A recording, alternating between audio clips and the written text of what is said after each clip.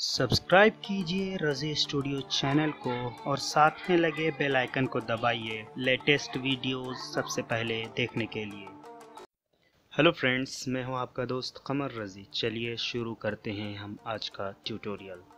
Friends, आज का जो हमारा ट्यूटोरियल है वो है इन पेज उर्दू टाइपिंग के बुनियादी उसूल, यानी इन पेज के उर्दू टाइपिंग के बुनियादी उसूल, यानी बेसिक प्रिंसिपल क्या है इन पेज में उर्दू टाइपिंग के लिए, तो उसके बारे में आज हम तफसील से जानेंगे। तो फ्रेंड, हम सबसे पहले एक नया फाइल ले लेते हैं।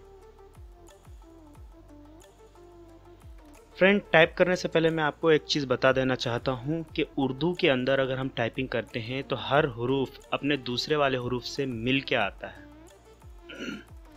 सपोज दैट अगर मोहम्मद लिखना है तो आप यहाँ देख रहे होंगे कि मोहम्मद के लिए हमें 4 बटन का इस्तेमाल किया गया है, MHMD। तो ये 4 बटन हम दबाए हैं तो जाके मोहम्मद कंप्लीट हुआ। फ्रेंड्स, आप अंग्रेज़ी भी टाइपिंग किए होंगे।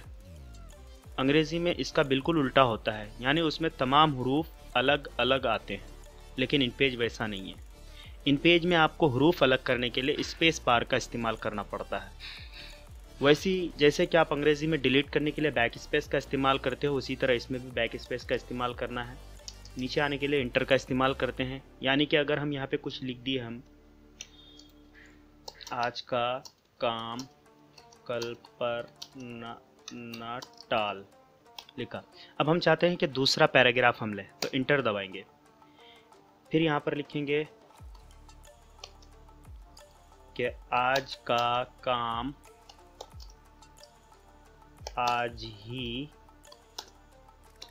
कर ले। तो इस तरह का। फ्रेंड्स, हम कर्सर को दाएं बाएं एरो की के ज़रिए कर सकते हैं। अगर हमको थोड़ा सा स्पेस चाहिए तो स्पेस बार का इस्तेमाल करते हैं, और अगर थोड़ा ज़्यादा स्पेस चाहिए तो टैब बटन का इस्तेमाल करते हैं।